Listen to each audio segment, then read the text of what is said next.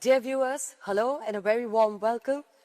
You're watching Aaj Tak India Today and I'm Anjana Om Kashyap and we're at Kremlin today and you're about to witness history, a very historic moment.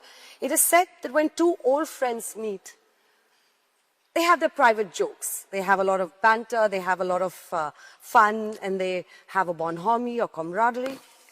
But the others in the room might feel a little uncomfortable. And why do I say this? I say this because as the president of the Russian Federation, Vladimir Putin, meets Prime Minister Narendra Modi in New Delhi, the world will be watching very, very closely.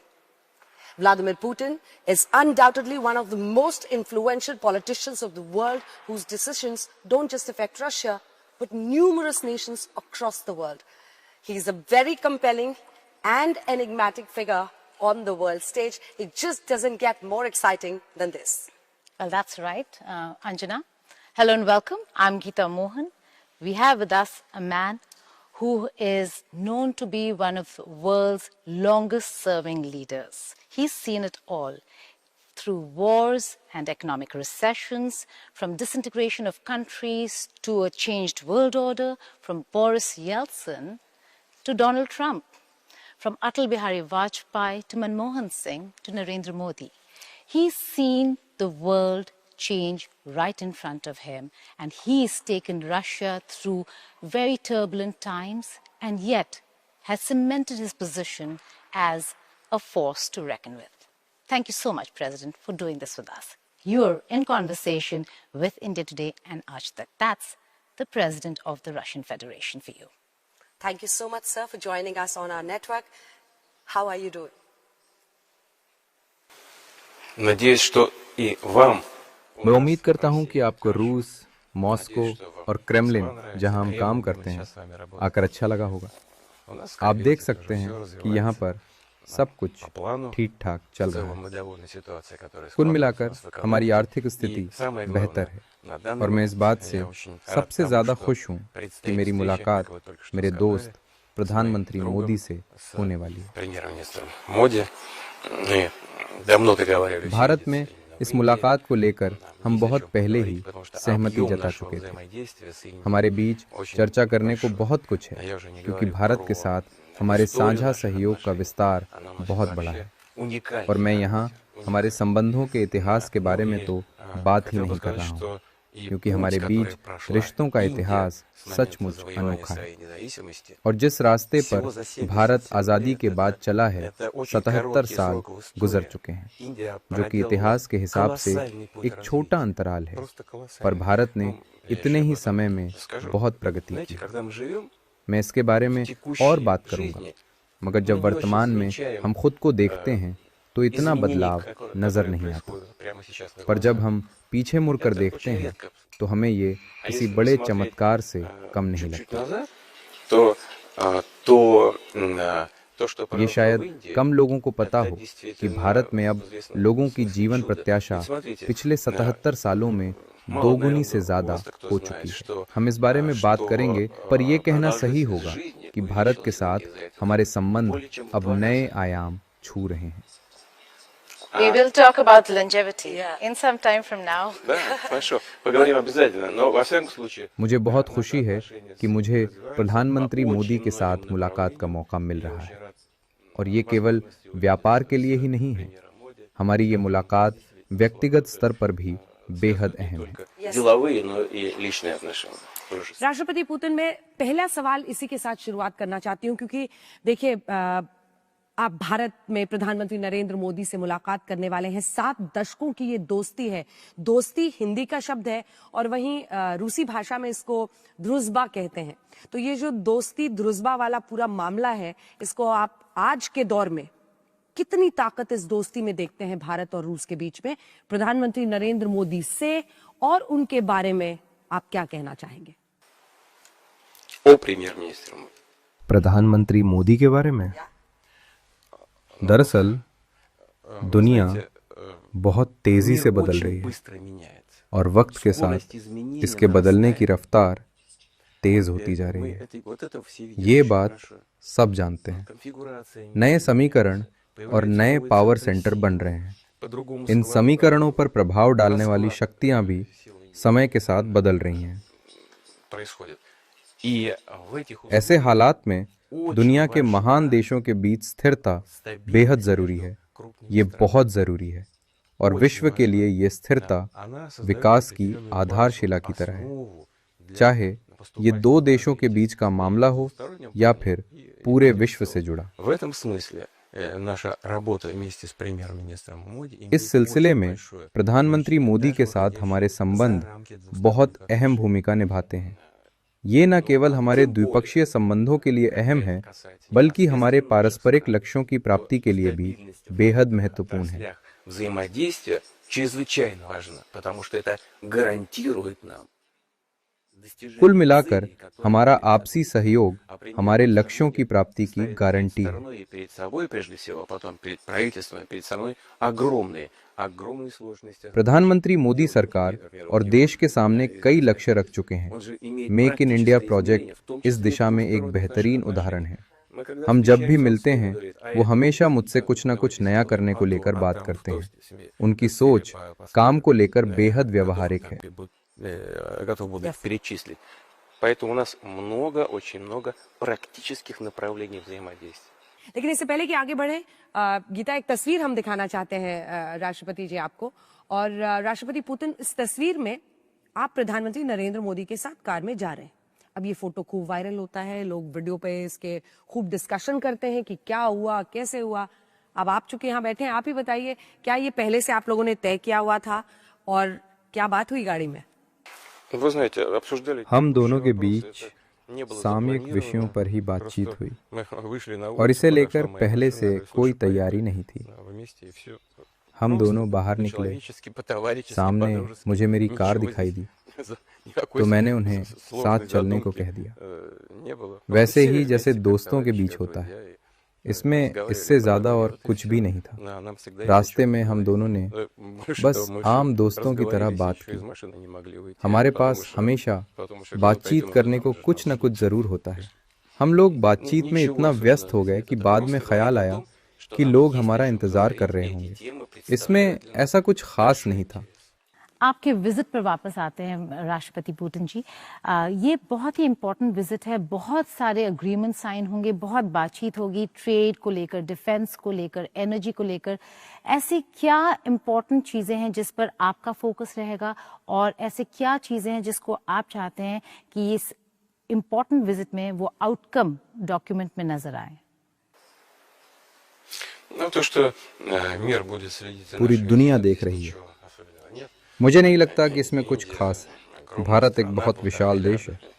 ये 150 करोड़ लोगों का देश है। ये एक विकासशील देश है जहां विकास की दर 7.7% है। ये प्रधानमंत्री मोदी की एक बड़ी उपलब्धि है।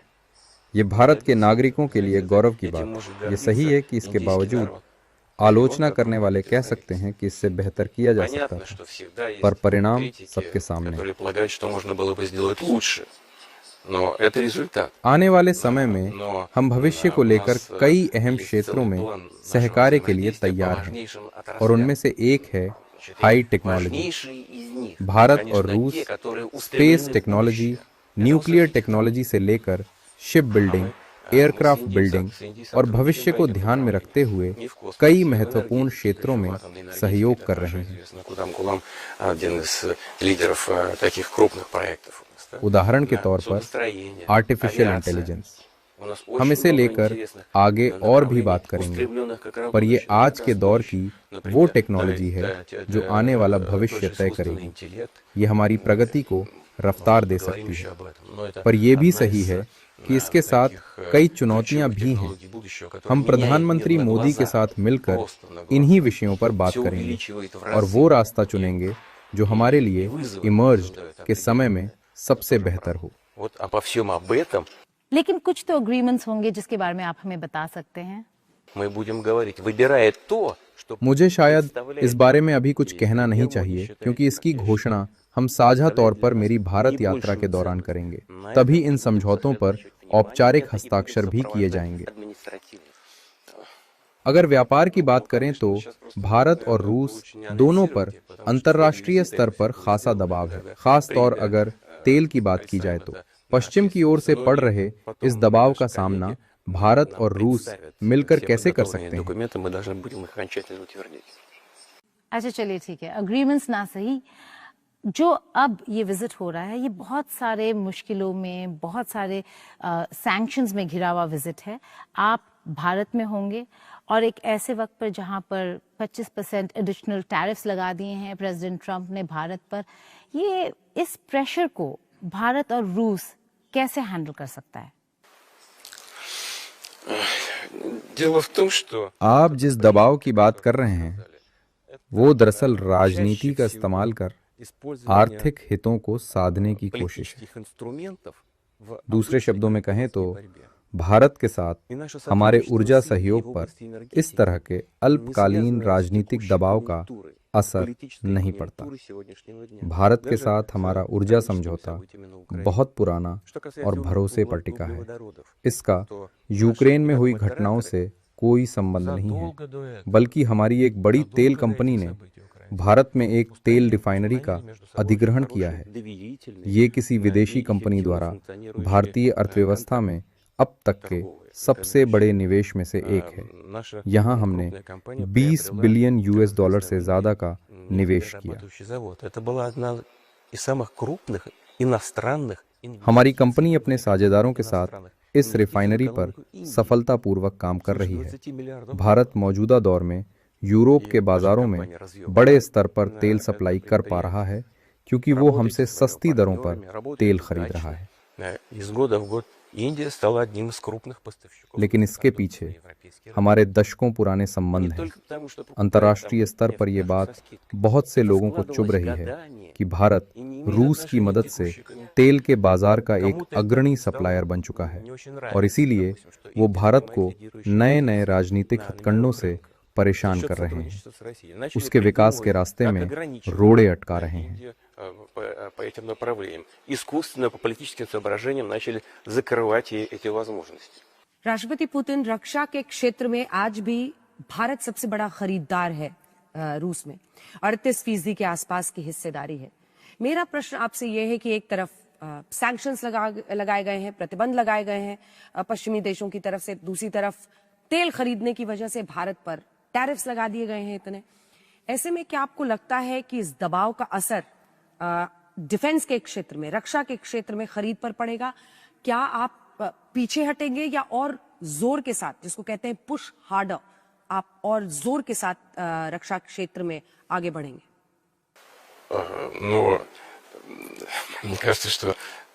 मैं समझता हूं कि भारत से आज दुनिया का कोई भी देश वैसे बात नहीं कर सकता जैसे आज से 77 साल पहले किया करता था।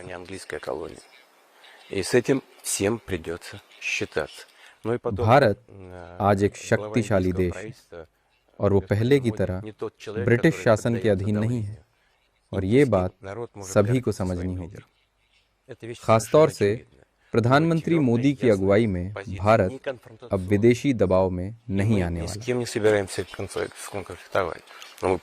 भारत के लोग गर्व कर सकते हैं कि उनका प्रधानमंत्री किसी के दबाव में काम नहीं करता, साथ ही वो किसी के साथ टकराव का रास्ता भी नहीं अपनाते। दरअसल हम किसी के साथ भी टकराव नहीं चाहते, केवल अपने वैध हितों की रक्षा चाहते हैं। हमारा 90% से ज्यादा लेन देन हमारी राष्ट्रीय मुद्रा में होता है। हालांकि बिचौलियों को लेकर थोड़ी समस्या आती है, पर इसके लिए हम साझा व्यवस्था बना सकते हैं जहां रूस और भारत के बैंक बिना किसी रुकावट आपस में लेन देन कर सकें। हम इस पर लगातार काम कर रहे हैं। एक बार ये व्यवस्था अमल में आ जाए तो व्यापार को लेकर बाहरी दबाव से जुड़ी सारी समस्याएं दूर हो जाएंगी।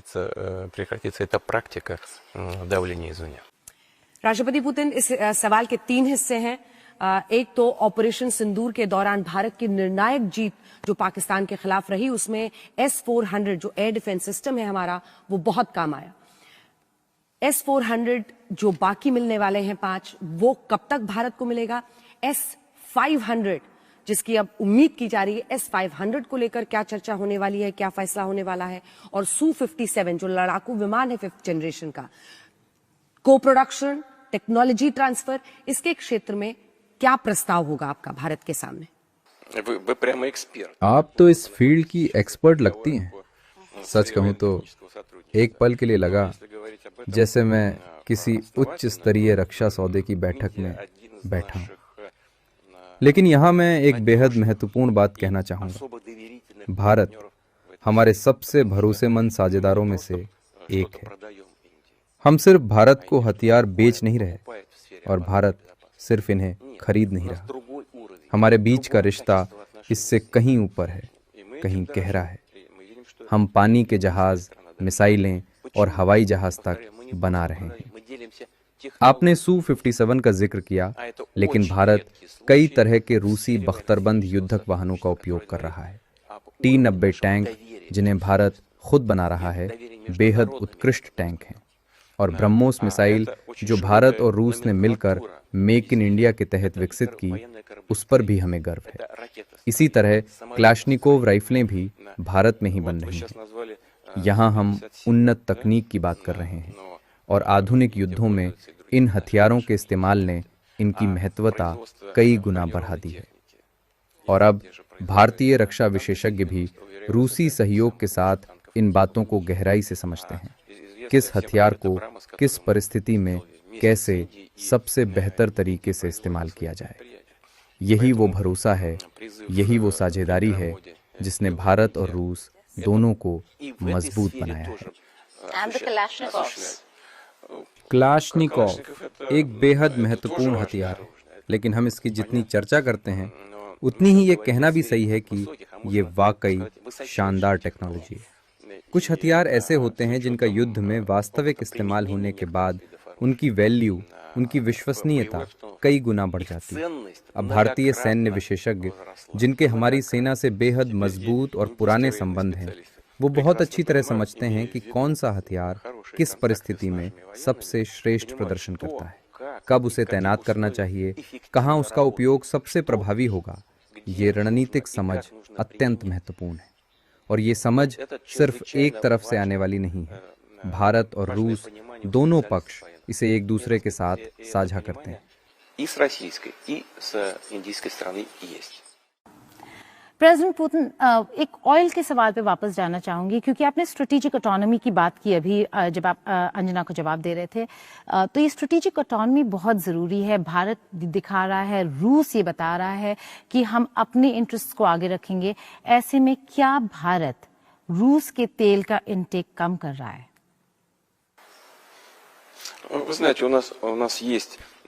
ये सही है कि साल के पहले 9 महीनों के मुकाबले अब भारत के साथ द्विपक्षीय व्यापार में कुछ कमी आई है, लेकिन इसे एक तरह के समायोजन के रूप में देखा जाना चाहिए। पर कुल मिलाकर भारत के साथ रूस का व्यापार लगभग पहले जैसा ही है। मैं इस समय महीने के हिसाब से सटीक आंकड़े नहीं दे सकता, पर रूस का भारत के साथ हाइड्रोकार्बन्स और तेल को लेकर व्यापार स्थायी रूप से जारी है। российской нефти в Индии идет абсолютно ритмично. Я знаю настроение. मैं इसे लेकर रूसी तेल कंपनियों और हितधारकों का मत अच्छी तरह जानता हूँ। वो मानते हैं कि उनके भारतीय साझेदार पूरी तरह से भरोसेमंद हैं। इस रिश्ते का एक और बहुत अहम जो एस्पेक्ट है वो न्यूक्लियर है।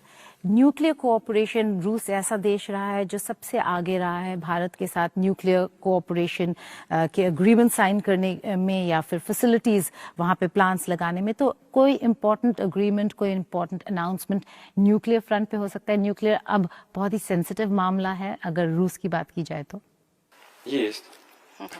हाँ, इसे लेकर हम ज़रूर घोषणा करने वाले हैं। ये सही है कि इस क्षेत्र में हम सबसे बड़े हितधारकों में से एक हैं। बल्कि हितधारक नहीं, हम परमाणु ऊर्जा प्लांट के क्षेत्र में आधुनिक और भरोसेमंद उपकरणों के दुनिया के सबसे बड़े निर्माता हैं। एक रूसी कंपनी ही इस क्षेत्र में दुनिया की सबसे अग्रणी कंपनी है। इस कंपनी अब तक विदेशों में 22 न्यूक्लियर रिएक्टर्स बना चुकी है और ये सभी बेहद उपयोगी साबित हुए हैं। Станция, известный объект Кудам-Кулам, является одним из лидеров в этом отношении. कोई शक नहीं कि रूस दुनिया भर में छोटे न्यूक्लियर प्लांट्स बनाने में महारत रखता है। इनमें से कई रूस में पहले ही इस्तेमाल में हैं। Положительно. Есть новости, о которых вы сейчас спросили. А что, в чем они заключаются? Что это за новости? Но новости заключаются в अब том, बात что आती है Россия खबरों की जिनके बारे में आपने पूछा था। ये खबरें इस तथ्य पर आधारित हैं कि रूस शायद दुनिया का एकमात्र ऐसा देश है जिसके पास छोटे परमाणु बिजली संयंत्र बनाने की क्षमता भी है और उनका उपयोग का अनुभव भी। ये संयंत्र रूस में पहले से चल रहे हैं। इन्हें जमीन पर लगाया जा सकता है और समुद्र में तैरते हुए प्लांट के रूप में भी इस्तेमाल किया जा सकता है। ये एक बेहतरीन विकल्प है उन स्थानों के लिए जहां बड़ी बिजली परियोजनाएं बनाना मुश्किल होता है। बरसों लगने वाली ट्रांसमिशन लाइनों की जरूरत नहीं, कोई विशाल इंफ्रास्ट्रक्चर की बाधा नहीं। इन छोटे संयंत्रों को दूर दराज दुर्गम इलाकों में आसानी से स्थापित किया जा सकता है। в каких-то труднодоступных регионах, в труднодоступных местах ставить небольшие атомные генерации. हम make in India, make with Russia की बात करते हैं प्रेसिडेंट पुतिन, लेकिन यहाँ पर इस कोलैबोरेशन, इस कोऑपरेशन को देखकर आपको क्या लगता है प्रेसिडेंट ट्रंप का रिएक्शन क्या होगा? Вы знаете, ни я, देखिए, ना मैं, न प्रधानमंत्री मोदी किसी के दबाव में आते हैं। हालांकि मैं ये भी साफ कर दूं कि हम अपना साझा काम कभी भी किसी के विरुद्ध नहीं करते। राष्ट्रपति ट्रंप की अपनी नीतियां और अपने सरोकार हैं और हमारे अपने। हम किसी के खिलाफ नहीं हैं। रूस और भारत तो बस अपना साझा हित चाहते हैं। हम किसी को नुकसान पहुंचाना नहीं चाहते। मुझे लगता है हमारी इस नीति की देशों को सराहना करनी चाहिए। पर राष्ट्रपति पुतिन, दिलचस्प बात तो ये है ना कि अगर आप प्रेसिडेंट डोनाल्ड ट्रंप को देखें, उन्होंने यहां तक कह दिया था कि भारत तो कच्चा तेल खरीद रहा है रूस से और वही फंड कर रहा है इस पूरे युद्ध को। आप डोनाल्ड ट्रंप, राष्ट्रपति डोनाल्ड ट्रंप को, उनके व्यक्तित्व को कैसे समझाएंगे? मैं कभी अपने सहयोगियों का चरित्र चित्रण नहीं करता, उनका भी नहीं जिन्होंने मेरे साथ काम किया, और खास तौर पर राष्ट्राध्यक्षों का तो बिल्कुल नहीं। मेरे विचार में ये आकलन उस देश के नागरिकों को करना चाहिए जिन्होंने उन्हें वोट देकर सत्ता सौंपी। जहां तक भारत की ओर से रूस से ऊर्जा संसाधनों की खरीद की बात है, तो मैं साफ कर दूं कि अमेरिका अब भी अपने न्यूक्लियर पावर प्लांट्स के लिए हमसे परमाणु ऊर्जा की खरीद करता है। इनमें अमेरिका में चल रहे न्यूक्लियर पावर प्लांट्स के लिए यूरेनियम भी शामिल है। तो अगर अमेरिका खुद अपनी ऊर्जा जरूरतें रूस के जरिए पूरी करता है, तो फिर भारत की खरीद को लेकर उन्हें आपत्ति क्यों है? इस विषय पर गहन अध्ययन की जरूरत है और हम इसे लेकर राष्ट्रपति ट्रंप से चर्चा के लिए भी तैयार हैं। अगर देखा जाए तो ये पहले ऐसे बड़े रेयर प्रेसिडेंट होंगे जिन्होंने इस तरीके से रूस को एंगेज किया, लेकिन भारत के साथ ब्लो हॉट ब्लो कोल्ड रिश्ता रहा है। 25% टैरिफ डाल दिए हम पर। इस प्रेशर को आपको क्या लगता है किस तरफ और कहाँ जा रहा है ये, और कैसे भारत और रूस को इस प्रेशर को हैंडल करना चाहिए? Вы знаете, он проводит свою политику. ये उनकी अपनी नीति है। मुझे लगता है उनके सलाहकार ऐसा समझते हैं कि इस तरह से टैरिफ लगाने से अमेरिकी अर्थव्यवस्था को फायदा होगा। हालांकि हमारे आर्थिक मामलों के विशेषज्ञ मानते हैं कि इस तरह की नीति खतरनाक है।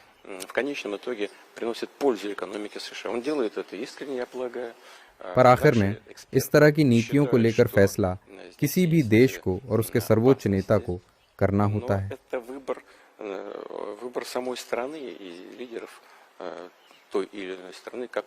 हालांकि हमने ऐसा कभी नहीं किया, ना ही हम ऐसा करना चाहते हैं। हम एक खुली अर्थव्यवस्था में विश्वास करते हैं। हम बस यही उम्मीद करते हैं कि वर्ल्ड ट्रेड ऑर्गेनाइजेशन के जिन नियमों के उल्लंघन की बात की जाती है उनमें संशोधन किया जाए। Всемирной торговой организации будут устранены. यहाँ एक और बहुत ऐतिहासिक मीटिंग हुआ है। प्रेसिडेंट पुतिन यहाँ पर जैरेड कुशनर पहली बार क्रेमलिन में आए और स्टीव विटकॉफ उनके साथ थे। क्या बातचीत हुई जानना चाहेंगे, क्योंकि काश मैं उस कमरे में होती, क्योंकि हम यहीं पर थे और सुन पाते क्या हो रहा है। लेकिन क्या था उस पूरे मीटिंग का अंजाम? अभी इस बातचीत के मायने निकालना थोड़ी जल्दबाजी होगी। मुझे नहीं लगता आप वहाँ होते भी तो उस चर्चा को सुनकर आपको कुछ हासिल होता। ये बैठक 5 घंटे चली। Mr. Witkoff and Mr. Kushner. Да, а я один, представляете, безобразие какое. Вот.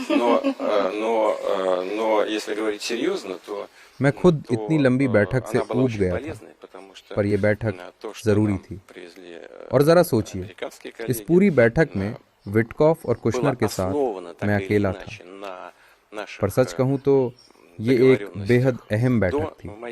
हालांकि इस बैठक में राष्ट्रपति ट्रंप के साथ अलास्का में हुई बैठक से पहले हुए समझौते और उससे जुड़े बिंदुओं पर ही बातचीत हुई। Но все-таки то, что нам привезли американцы сейчас, этого мы пока не видели, и поэтому पर इस बार हमने нам пришлось एक пройтись एक बिंदु पर практически по каждому सिलसिलेवार пункту. बातचीत की, जो कुल मिलाकर Поэтому и काफी заняло सार्थक रहा। столько времени. Так что это была, ну, это нужная была беседа, абсолютно конкретная и обстоятельная. नहीं, पर चलिए मैं इस सवाल को थोड़ा पलट के आपसे पूछती हूँ राष्ट्रपति पुतिन, किस पॉइंट पर जाकर बात अटकी? अगर विटकॉफ और जैरेड कुशनर दोनों आपसे 5 घंटे, जैसा कि बताया 5 घंटे आपकी उनसे बातचीत चली है, किस बिंदु पर जाकर डिसएग्रीमेंट हुआ, मतलब मामला नहीं निपटा, सहमति नहीं बनी? Да, такие вопросы были. हाँ, ऐसे कई मुद्दे रहे जिन्हें लेकर विरोधाभास था। ये एक बेहद पेचीदा विषय है जिसकी जिम्मेदारी राष्ट्रपति ट्रंप ने खुद पर ली है। मैं इसे लेकर कटाक्ष नहीं कर रहा, मगर दोनों पक्षों को एकमत करना एक बहुत जटिल काम है। Ну, президент Трамп действительно, я в этом уверен, искренне пытается это сделать. Поэтому мы हालांकि मैं मानता हूं कि राष्ट्रपति ट्रंप सचमुच इसका हल चाहते हैं और तभी हमने एक एक बिंदु पर सिलसिलेवार बात की, ऐसे हर मुद्दे पर जिसे लेकर हम सहमत या असहमत थे। Сказать сейчас, что конкретно нам, значит, не подходит с чем мы могли бы फिलहाल अभी согласиться, कुछ भी कहना जल्दबाजी होगी, क्योंकि इसका कुछ भी निष्कर्ष निकालना राष्ट्रपति ट्रंप की देखरेख में हो रही बातचीत में बाधा डाल सकता है। उनके कूटनीतिक प्रयास जारी हैं। उन्होंने पहले यूक्रेन के प्रतिनिधियों से बात की, इसके बाद वो यूरोप गए, फिर वो हमारे पास आए और इसके बाद वो यूरोपीय हितधारकों और यूक्रेन के प्रतिनिधियों से दोबारा बात करेंगे। Ну, я думаю, что надо हाँ, हमारे बीच उसे लेकर भी चर्चा हुई। So you're saying the 28-point peace proposal is now not on the table, but there were leaked conversations. It is. हालांकि बाद में उन्होंने उन 28 बिंदुओं को 27 में बदला, फिर उन्हीं को 4 पैकेजों में परिवर्तित कर उन पर चर्चा की। हालांकि वो पूरी तरह उन शुरुआती 28 बिंदुओं पर ही आधारित थे। पर राष्ट्रपति पुतिन, इससे पहले आपने मुलाकात की थी राष्ट्रपति डोनाल्ड ट्रंप से अलास्का में, जहां पर शांति समझौते को लेकर दावे हो रहे थे, और आपकी बातचीत क्या हुआ था अलास्का में और कहां पर जाकर सहमति बनी, कहां नहीं बन पाई? हाँ, बिल्कुल ऐसा ही था। हमें एक एहसास था, बल्कि सिर्फ एहसास से भी ज्यादा मुझे कोई शक नहीं था कि राष्ट्रपति ट्रंप की एक सच्ची इच्छा है। खैर, आइए इस बारे में बात न करें कि इसका कारण क्या है या किसने इस सच्ची इच्छा को प्रेरित किया, लेकिन यह निश्चित है कि वो मौजूद है। संयुक्त राज्य अमेरिका और राष्ट्रपति ट्रंप वास्तव में उनके पास ये समझ है कि ये क्यों समाप्त होना चाहिए और जितनी जल्दी हो सके। इसी क्रम में मानवीय मुद्दों की बात करें तो मेरा दृढ़ विश्वास है कि ये उन वजहों में से एक है जिसके पीछे राष्ट्रपति ट्रंप का व्यवहार है, क्योंकि वो हमेशा कहते रहे हैं और मुझे यकीन है कि ये सच है कि वे नुकसान को कम से कम रखना चाहते हैं, और मुझे यकीन है कि उनके मन में इसके मानवीय पहलू भी हैं, लेकिन इसके अलावा भी कुछ विचार हैं राजनीतिक और आर्थिक दोनों। और मुझे यकीन है कि अमेरिका कोई समाधान खोजने की कोशिश कर रहा है।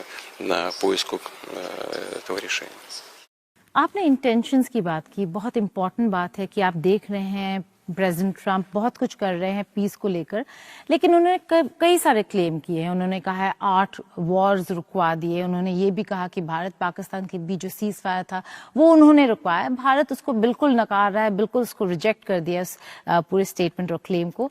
लेकिन आपको क्या लगता है, क्या ट्रंप ट्रूली एक पीस मेकर हैं, एक ऐसे इंसान जो शांति के लिए काम कर रहे हैं और शांति ला सकते हैं?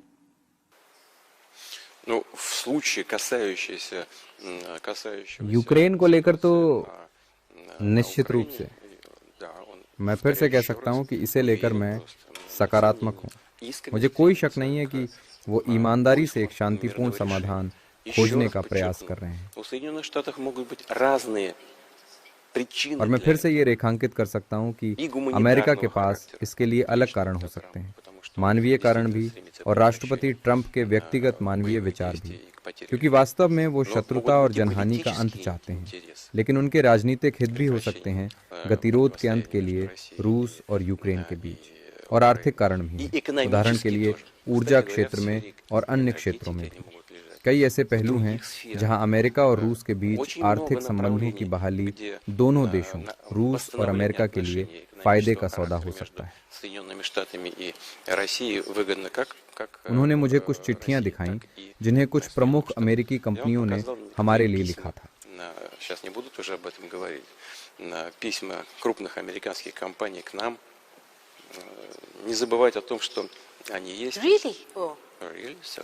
जी हाँ, वो चिट्ठियाँ जो अमेरिकी कंपनियों ने लिखी थी कि वो तैयार हैं वापस आने के लिए जब सभी मुद्दे समाप्त हो जाएं, और वो ऐसा करना चाहते हैं और उन्हें ना भुलाया जाए।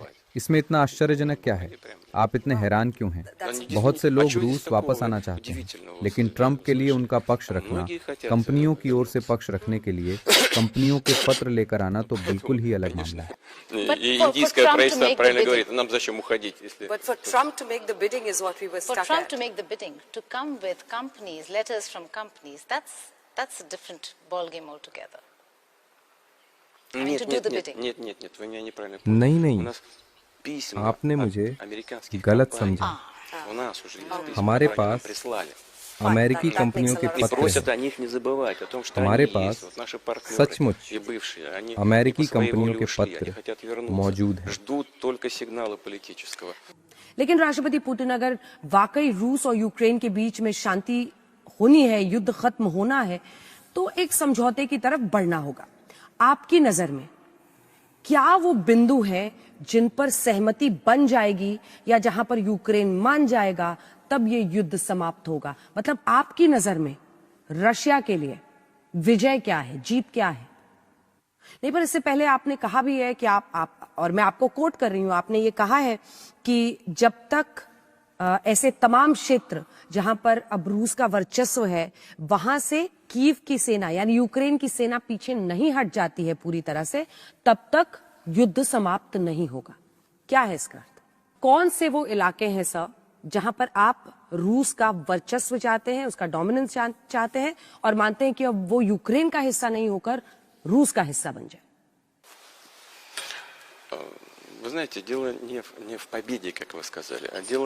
आप जानते हैं, जैसा कि आपने कहा, बात जीत की नहीं है, बात इस बात की है कि रूस अपनी रक्षा कर रहा है और करता हैगा। हमारे हितों की और उन लोगों की जो वहाँ रहते हैं, ये हमारी परंपरागत मूल्य, रूसी भाषा और संस्कृति की रक्षा की बात है। साथ ही ये धर्म और आस्था की भी रक्षा है जो सदियों से उन क्षेत्रों में मौजूद रही है। आप जानते हैं कि यूक्रेन में रूसी ऑर्थोडॉक्स चर्च को लगभग प्रतिबंधित कर दिया गया है। चर्चों में जबरन कब्जा किया गया और लोगों को वहां से निकाल दिया गया। मैं तो यहाँ रूसी भाषा पर प्रतिबंध की बात भी नहीं कर रहा। ये एक जटिल और व्यापक मुद्दों का समूह है। मैं आपको एक बार फिर याद दिलाना चाहता हूँ कि हम युद्ध शुरू करने वालों में से नहीं थे। पश्चिम ने यूक्रेन के साथ मिली भगत की और वहां तख्ता पलट को अंजाम दिया। और उसके बाद यूक्रेन में घटनाएं हुई, खासकर दक्षिण पूर्व में और फिर डोनबास में, ये चर्चा में भी नहीं है। 8 साल, पूरे 8 साल हम शांतिपूर्ण तरीकों से इस मुद्दे को सुलझाने की कोशिश कर रहे थे। हमने इसे मिन्स्क समझौतों में शांतिपूर्ण सेटलमेंट के रूप में दर्ज किया, इस उम्मीद में कि इसे शांतिपूर्ण तरीके से हल किया जा सकेगा। बाद में हमें पता चला कि जो पश्चिमी नेता ये सार्वजनिक रूप से कहते थे, उन्होंने कभी भी मिन्स्क समझौतों को पूरा करने का इरादा नहीं रखा था। उन्होंने केवल इसलिए इसे साइन किया ताकि यूक्रेन को हथियार देने का मौका मिल सके और हमारे खिलाफ सशस्त्र संघर्ष जारी रखा जा सके। तो हमें 8 साल तक डोनबास में रहने वाले लोगों के मारे जाने के बाद, जिसकी याद पश्चिम में कोई नहीं रखता, पहले उन गणराज्यों को मान्यता देनी पड़ी और दूसरे उन्हें समर्थन देना पड़ा। और अब ये विशेष सैन्य अभियान युद्ध की शुरुआत नहीं है, ये उस युद्ध को समाप्त करने का प्रयास है जो पश्चिम ने यूक्रेनी राष्ट्रवादियों के हाथों हमारे खिलाफ शुरू किया था। यही असलियत है, यही विवाद की जड़ है, और हम इस युद्ध को तब खत्म करेंगे जब हम तय करेंगे कि हमने वो लक्ष्य हासिल कर लिए हैं जो हमने विशेष सैन्य अभियान की शुरुआत में निर्धारित किए थे, उन क्षेत्रों को मुक्त करने के लिए। So what is that goal? What is the end game for Vladimir Putin in Ukraine? Так я же сказал. Мы признали вот эти... Послушайте. देखिए, 8 साल तक हमने उन खुद को स्वतंत्र घोषित करने वाली गणराज्यों को मान्यता नहीं दी। 8 साल तक उन्होंने अपनी आज़ादी का ऐलान किया हुआ था और हम कोशिश करते रहे कि यूक्रेन के बाकी हिस्सों और इन गणराज्यों के बीच कोई रिश्ते बन सके। फिर हमें समझ आया कि ये मुमकिन ही नहीं है, उन्हें तो बस खत्म किया जा रहा था। तभी हमें मजबूर होकर उन्हें मान्यता देनी पड़ी, और सिर्फ कुछ हिस्सों को नहीं, बल्कि उनकी वही प्रशासनिक सीमाएं माननी पड़ी जो सोवियत काल में थी और बाद में स्वतंत्र यूक्रेन बनने के बाद भी थी। फिर वहां के लोग मतदाता रेफरेंडम में गए और उन्होंने मतदान किया कि वहां से सेना हटाई जाए और कोई भी सैन्य कार्रवाई ना की जाए, लेकिन उन्होंने युद्ध को ही चुना और अब मामला साफ हो गया। और बात एक ही चीज पर आकर टिकती है, या तो हम सैन्य कार्रवाई के जरिए उन क्षेत्रों को मुक्त करें या फिर यूक्रेनी सेना वहां से हट जाए, उन इलाकों को छोड़ दे और वहां के लोगों की हत्या करना बंद करे। Либо украинские войска, в конце концов, покинут эти территории и прекратят там убивать людей. लेकिन देखिए राष्ट्रपति पुतिन, मैं आप ही को कोट करना चाहती हूँ। वो तारीख थी 8 मार्च की, साल था 2014, जब क्राइमिया के एनेक्सेशन के बाद आप फेडरेशन काउंसिल को एड्रेस कर रहे थे और आपने कहा Kyiv is the mother of all Russian cities, यानी कीव सभी रूसी जो शहर हैं उनकी माँ के समान है। इसका क्या मतलब है, क्या अर्थ है? Вы знаете, здесь я ничего от себя не придумал. Так говорили исторически. आप जानते हैं, मैंने कभी कुछ भी ऐसा आविष्कार नहीं किया जो ऐतिहासिक हो। रूसी राज्य शुरू में अलग-अलग सेंटर से बना था। पहली राजधानी ऐतिहासिक डेटा के अनुसार उत्तर पश्चिम में नोवगोरोड शहर के आसपास स्थित थी। बाद में राज्य की राजधानी डेलिकेट शहर में चली गई और बाद में कीव में। ये रूस का इतिहास था और तब से कीव को रूसी शहरों की माँ कहा जाता था। बाद में इतिहास का रुख बदला और प्राचीन रूसी राज्य का बंटवारा हो गया। प्राचीन रूसी राज्य का एक हिस्सा मॉस्को में एक सेंटर के साथ विकसित होना शुरू हुआ और इसका दूसरा हिस्सा दूसरे देशों के साथ मिल गया, जैसे कीव और कुछ दूसरी जमीनें। ये जमीनें पहले लिथुआनिया के साथ मिलकर एक राज्य का हिस्सा थी, बाद में पोलैंड के साथ मिलकर पोलिश राज्य का हिस्सा बन गई।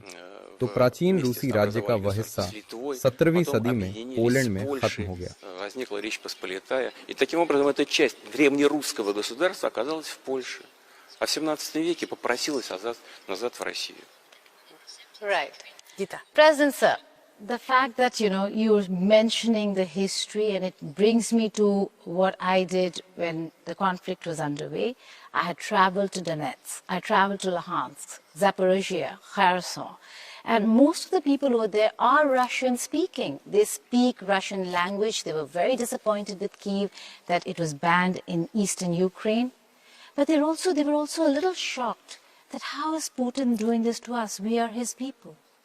A lot of women I spoke to were in shock. So what do you have to say to people in eastern Ukraine who actually have families in Russia, who on a daily basis move from Ukraine to Russia? So what do you have to say to them? Я не понял вопроса. मैं समझा नहीं वो किस लिए हैरान थे। Чем? That they were shocked that there was an operation that happened and their homes were destroyed because they lived in eastern Ukraine and they have love for Russia and the Russian people and they're Russian speaking themselves. Да. Ответ очень простой. Они жили, видимо, в той части Украины, которая в той इसका части, जवाब скажем, той же самой बड़ा Луганской или आसान Донецкой है области, которая находилась कि под वो क्षेत्र контролем киевских властей. Kyiv के control में थे Но та часть और जो क्षेत्र कीव के कंट्रोल में नहीं थे उनको पूरे तरीके से कीव ने बर्बाद कर दिया और इसलिए हम मजबूर हो गए उन इलाकों का साथ देने के लिए जो नष्ट कर दिए गए। लोगों ने रेफरेंडम के लिए खुलेआम बोलना शुरू कर दिया। जो आज़ादी चाहते थे इधर आए और जो नहीं चाहते वो दूसरी तरफ जा सकते थे। हम उन्हें मना नहीं करेंगे, वो बेशक जा सकते हैं। уехать на другие части украинского государства. Пожалуйста, мы этому не мешаем. ज़ेलेंस्की की अगर बात करें तो बहुत कुछ उनको प्रॉमिस किया गया, नेटो मेंबरशिप, ईयू मेंबरशिप, लेकिन ऐसा अब तक कुछ हुआ नहीं है। आपको क्या लगता है नेटो मेंबरशिप कभी भी ऑन द टेबल था यूक्रेन के लिए, ज़ेलेंस्की के लिए? Когда этот господин приходил к власти, он заявил, что он जब ज़ेलेंस्की सत्ता में आए तो उन्होंने कहा था कि वो हर हालत में शांति की कोशिश करेंगे, भले ही इसके लिए उन्हें अपना करियर दांव पर लगाना पड़े। अब देखिए सब कुछ दूसरी तरह से दिखाई पड़ रहा है। अब वो छोटे से समूह नेशनल रेडिकल फासिस्ट की मदद से हल निकाल रहे हैं। ये सरकार अपनी सोच से न्यूनाजी है। इनके राष्ट्रवाद और न्यूनाजी की परिभाषा एक ही है और इसी वजह से सारा माहौल युद्ध का बना। नाकामयाबी ही मिली। По своей ментальности очень действительно похож на неонацистский режим, потому что крайняя форма национализма и неонацизма это почти одно и то же. Это почти равные понятия. И сегодня, безусловно, все сводится к военным действиям. उनके लिए सबसे ज़रूरी है ये समझना कि शांतिपूर्ण वार्ता से ही हर समस्या का हल मुमकिन है और यही बात हम उनको साल 2022 से समझाने की कोशिश कर रहे हैं।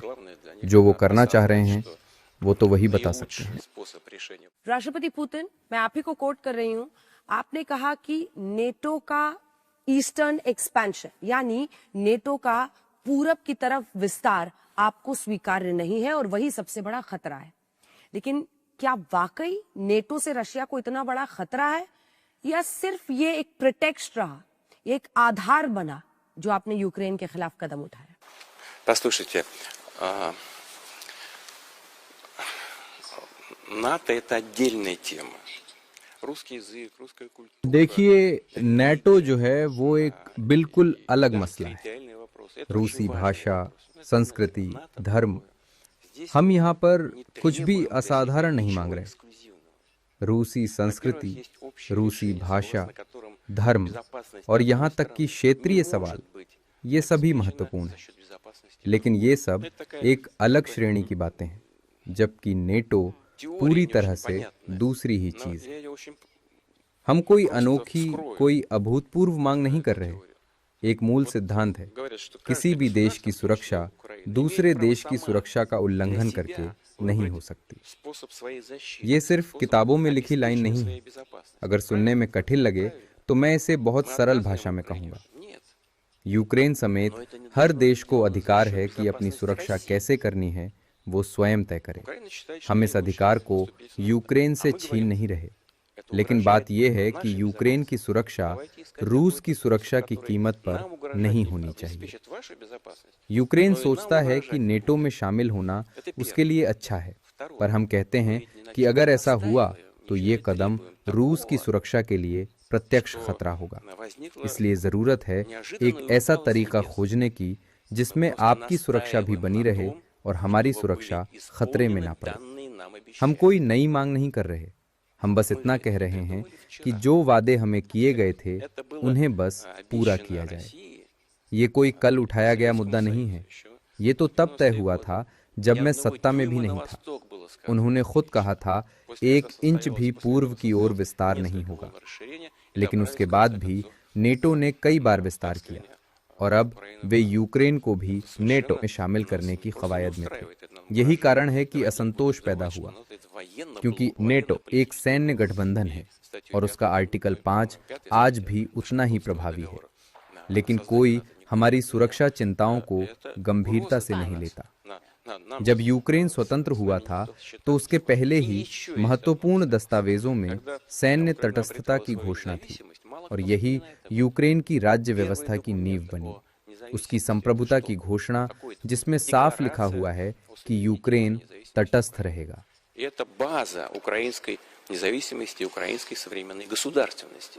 И там написано, что Украина – это нейтральное государство. प्रेसिडेंट पुतिन, यहाँ पे अगर हम क्राइमिया की बात करें, उसके बाद हमने देखा कि किस तरीके से आपको G8 से हटा दिया गया और अब कहीं ना कहीं वेस्ट ये कह रहा है कि रूस अकेला अलग थलग खड़ा है, कि उन्होंने वो सक्सेसफुल रहे रूस को कोट एंड कोट आइसोलेट करने में। Нам не нужно было получать этот важный порт в Крыму, потому что он был наш. हमें क्रीमिया पोर्ट को लेने की ज़रूरत नहीं, वो हमारा है। हमारी नौसेना यूक्रेन से समझौते के तहत वहाँ पहले से ही मौजूद थी। Развала Советского Союза флот наш там все равно остался. Дело совершенно не в этом, хотя это важно. सेवेस्तोपोल के नौसेना के पोर्ट पर सोवियत संघ विलय होने के बाद से सेना वहीं थी, ये एक फैक्ट है। लेकिन बात सिर्फ इतनी नहीं है, हमने क्रीमिया पोर्ट पर कब्जा नहीं किया।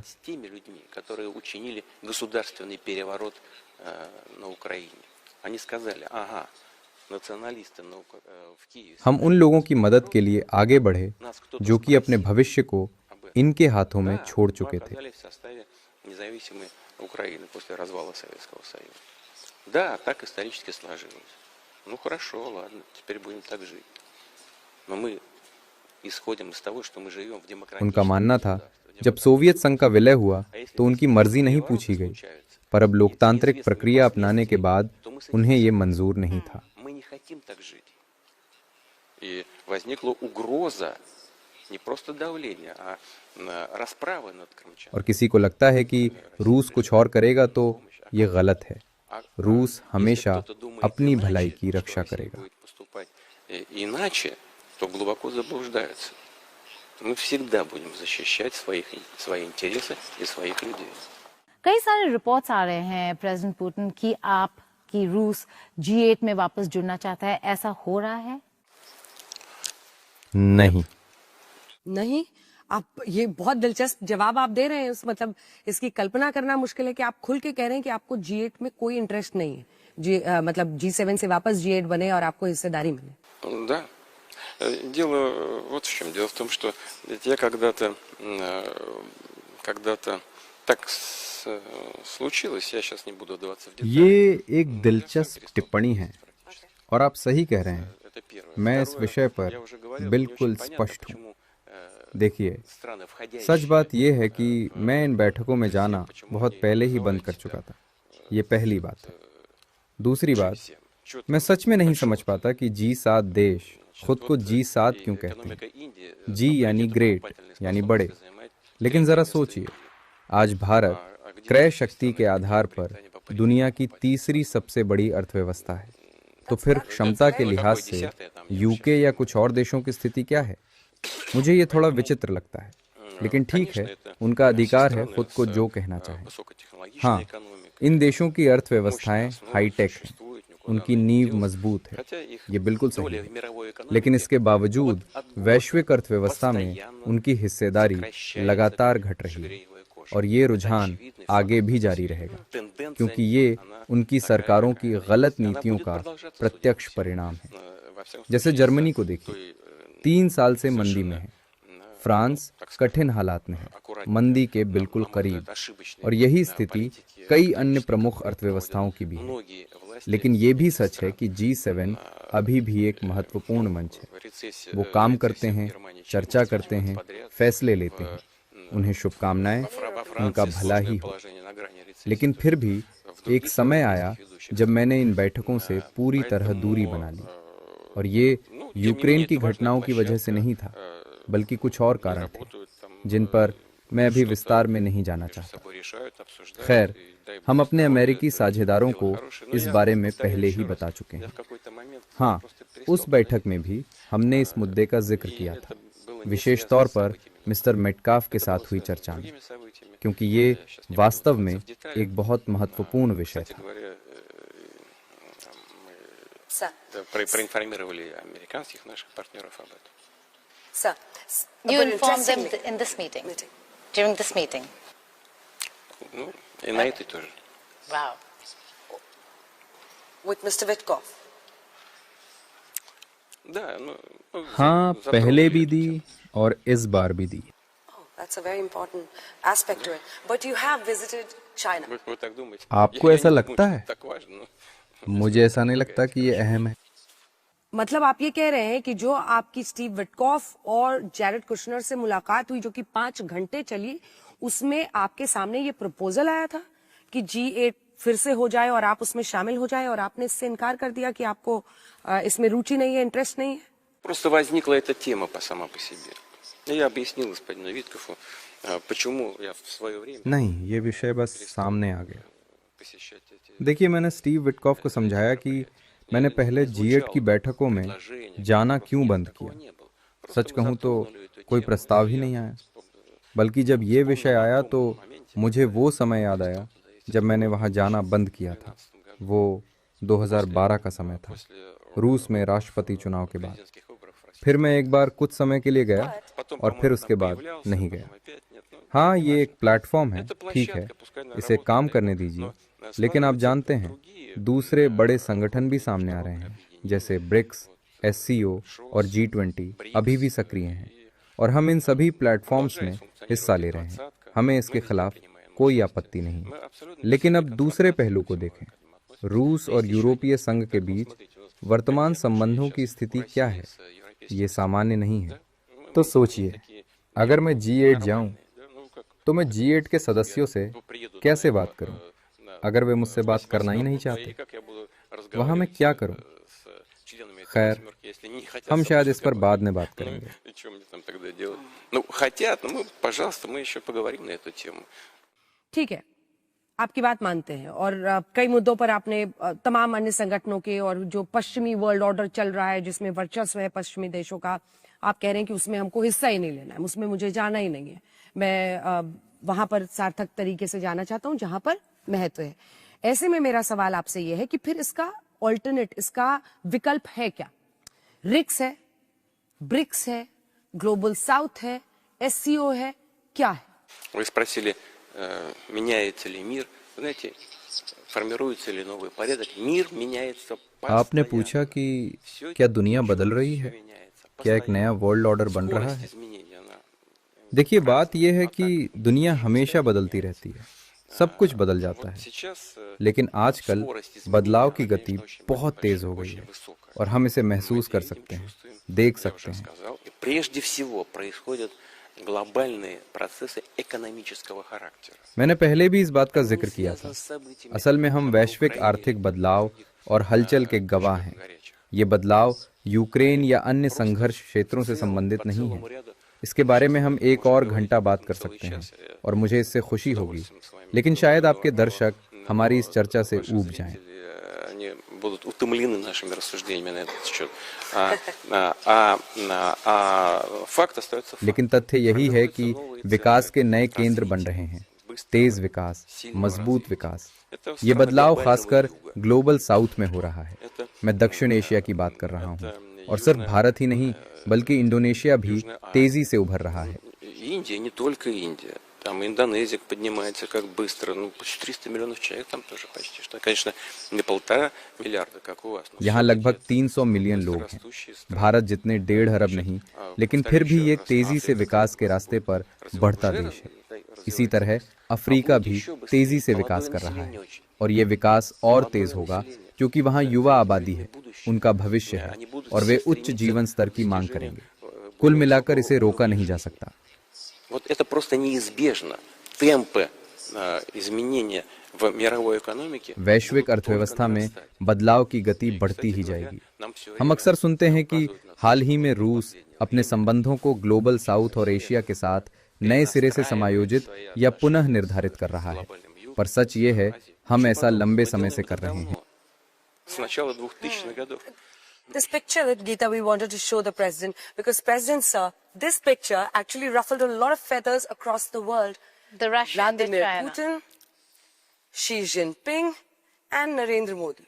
3 nation heads together, and people were going all over social media and America. But even if we look at that picture, President Sir, how do you have these alternative blocs and how can they become a real force if there are fundamental unresolved issues between key member states in that bloc? Вы знаете, конфликты всегда есть. А когда их не было? Давайте вот. देखिए, संघर्ष तो हमेशा मौजूद रहे हैं। ऐसा कोई समय नहीं रहा जब दुनिया में कोई संघर्ष न हो। आप दुनिया के बड़े क्षेत्रों और बड़े शक्ति केंद्रों का इतिहास उठाकर देख लीजिए। हर दौर में सवाल थे, विवाद थे, टकराव थे।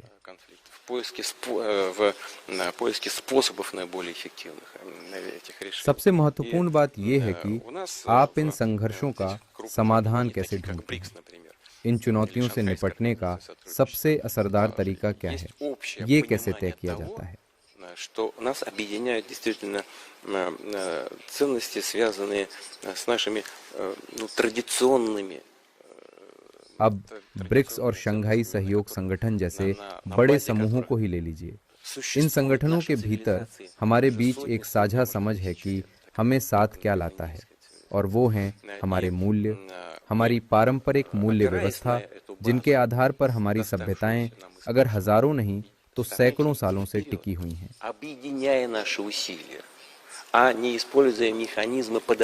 इन्हीं मूल्यों को पिछली पीढ़ियों से विरासत में पाकर हम आगे बढ़ने की कोशिश कर रहे हैं, अपने प्रयासों को एकजुट करके, ना कि इन मौकों को दबाकर। और जब आप मिलकर काम करते हैं तो परिणाम एक तरह की सिनर्जी पर आधारित होता है और वो नतीजा बेहद प्रभावशाली होता है। और इन्हीं चीजों को हम इन संगठनों में प्राथमिकता देते हैं। कभी एक भी बार ऐसा नहीं हुआ कि हम इकट्ठे हुए हों किसी को धोखा देने के लिए या किसी के विकास को रोकने के लिए। हमारा एजेंडा हमेशा सकारात्मक रहा है।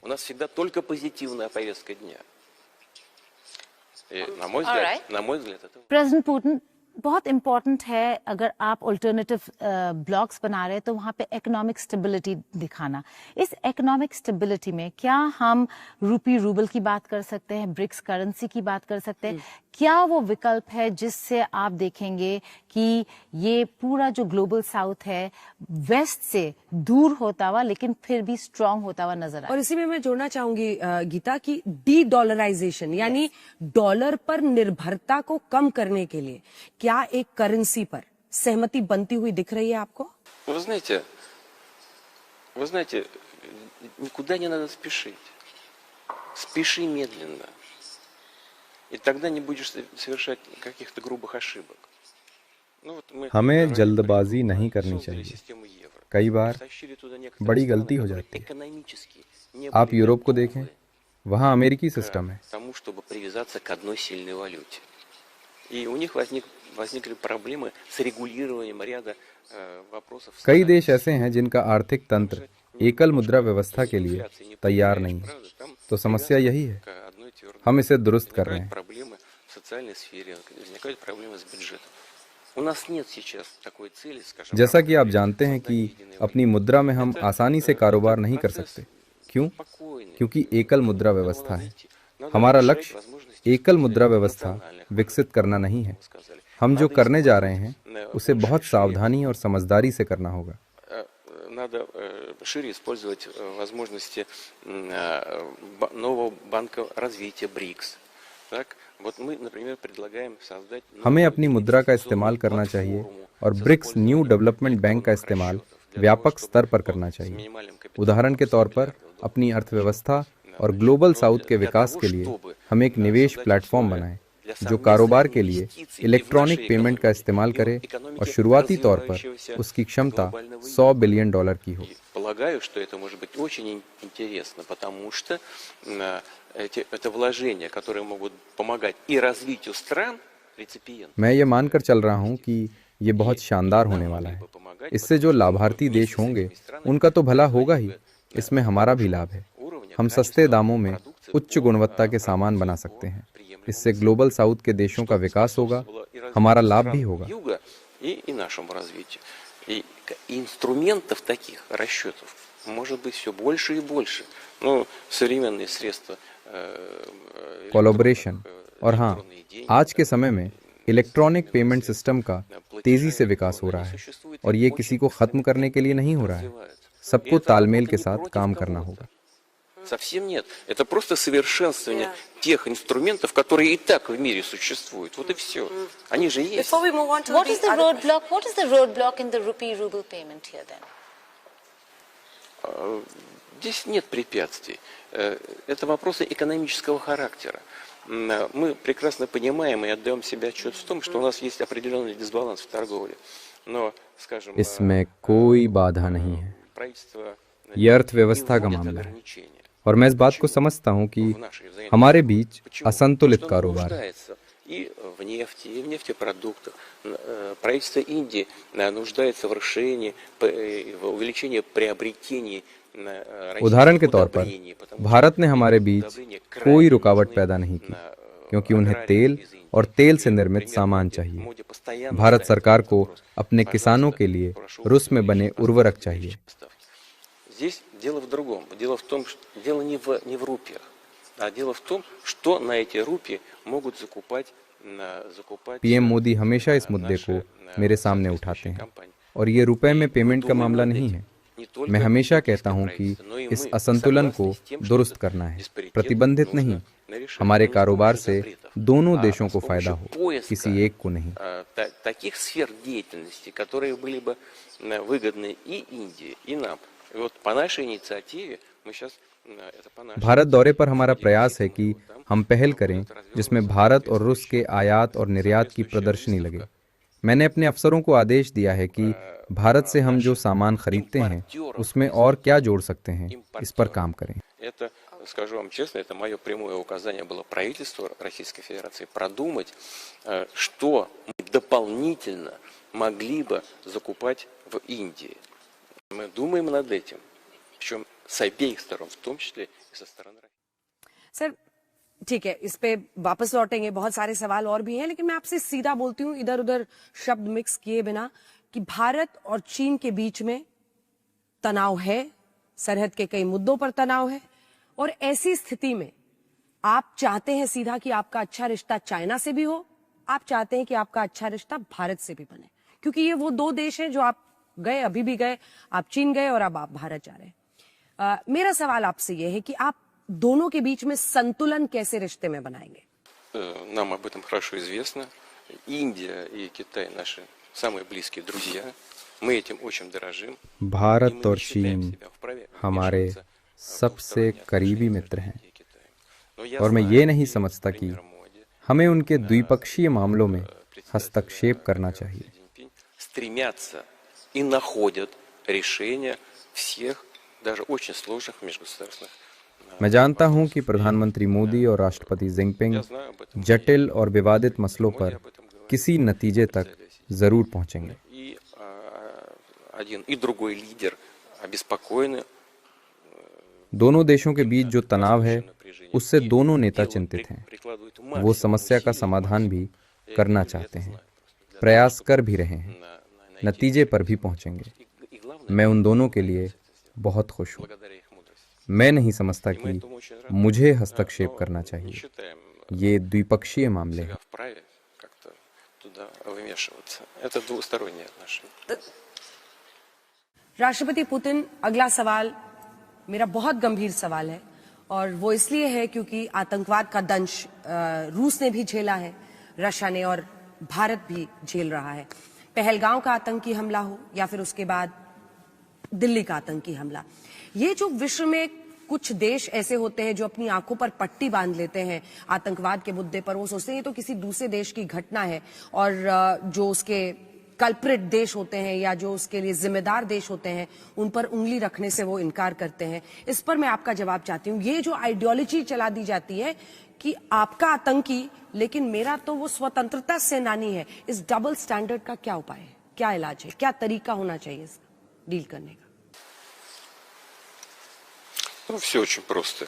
Значит, терроризм, за свободу надо бороться легальными средствами. Все, что связано с бандитскими средствами, с нанесением... ये बहुत आसान है। Не может быть... आज़ादी के लिए लड़ना हो तो कानूनी तरीकों से लड़ो।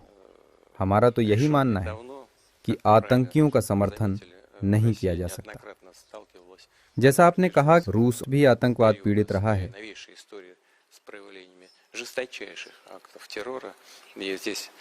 आतंकवाद के खिलाफ लड़ाई में रूस भारत के साथ है। जब हम नेबरहुड की बात कर ही रहे हैं तो एक और बहुत इम्पोर्टेंट देश है अफगानिस्तान, और रूस एक ऐसा देश है जिसने तालिबान को रिकॉग्नाइज किया है, उसको एक सरकार होने की जगह दी है। ऐसा क्यों, जब सारी दुनिया देख रही है कि वहाँ पे अभी भी औरतों को इक्वल राइट्स और हक नहीं मिलते हैं, और हम उस लड़ाई में देखते हैं कि बहुत सारे देश लगे हुए हैं, लेकिन फिर भी आपने डिसाइड किया कि तालिबान को रिकॉग्नाइज करना चाहिए, क्यों? В каждой стране достаточно проблем, и в Афганистане, наверное, тоже, имея в виду и то обстоятельство, что уже десятилетиями... हर देश में समस्याएं हैं, अफगानिस्तान में भी हैं। ये बात सही है कि एक देश जो दशकों तक गृहयुद्ध झेलता रहा, कितना भयावह मंजर था, और फिर तालिबान ने अफगानिस्तान की स्थिति पर नियंत्रण पाया, ये पहली वजह है, और ये आज की सच्चाई है। दूसरी वजह, अफगानिस्तान की सरकार ने बहुत कुछ किया है, और अब वो आतंकियों और उनके संगठनों को चिह्नित कर रहे हैं। Для того, чтобы бороться с тем же самым терроризмом, с террористическими организациями, например, с тем же исламским государством. उदाहरण के तौर पर इस्लामिक स्टेट और इसी तरह के कई संगठनों को उन्होंने अलग थलग किया है। अफगानिस्तान के नेतृत्व ने ड्रग्स नेटवर्क पर भी कार्रवाई की है, और वो इस पर और सख्ती करने वाले हैं। सबसे महत्वपूर्ण बात यह है कि वहाँ जो होता है उसका असर होता है, इसलिए हमें पता होना चाहिए कि क्या हो रहा है। हमें एक दूसरे के संपर्क में रहना चाहिए और मिलकर काम भी करना चाहिए। वही हमने किया। Для того, чтобы как-то влиять на происходящий процесс, нужно быть в контакте, нужно работать. Чем мы и занимаемся. प्रेसिडेंट पुतिन, एक बहुत छोटा सा इंसिडेंट आपके साथ शेयर करना चाहूंगी, क्योंकि हम अभी महिलाओं के हक की बात कर रहे हैं। हाल फिलहाल में अफगानिस्तान के अंजना फॉरेन मिनिस्टर आए हुए थे दिल्ली, और हम औरतों को, विमेन जर्नलिस्ट को, उनके प्रेस कॉन्फ्रेंस में एंटर नहीं करने दिया गया, तो हमने वहां पे प्रोटेस्ट किया और आखिरकार हमें जाने दिया। बिल्कुल, ये भारत का दमखम है कि हम दो महिला पत्रकार आज आपके सामने भी खड़े हैं और वहां पर भी ये दबाव उन पर पड़ा और उनको तैयार होना पड़ा, और फिर हम गए अंदर। Вот смотрите, если бы он не приехал, вы бы не смогли повлиять на эти процессы. А так, देखिए, अगर उनके मंत्री भारत नहीं आते तो क्या आपकी महिलाओं के पास मौका होता अपनी बात कहने का? वो अफगानिस्तान से आए, आपने अपनी आंखों से भेदभाव देखा, तभी तो महिलाओं ने अपनी बात रखी। ये बदलाव बहुत बड़ा तो नहीं, लेकिन वहाँ की परिस्थितियों पर असर डालेगा। मान लीजिए अफगानिस्तान से कोई संपर्क नहीं रखें तो क्या होगा? वो लोग वैसे ही रहते और आप भी अपना प्रभाव उन पर नहीं डाल पाते। तालिबान से दूरी बनाने के बजाय उनके संपर्क में रहना बेहतर है।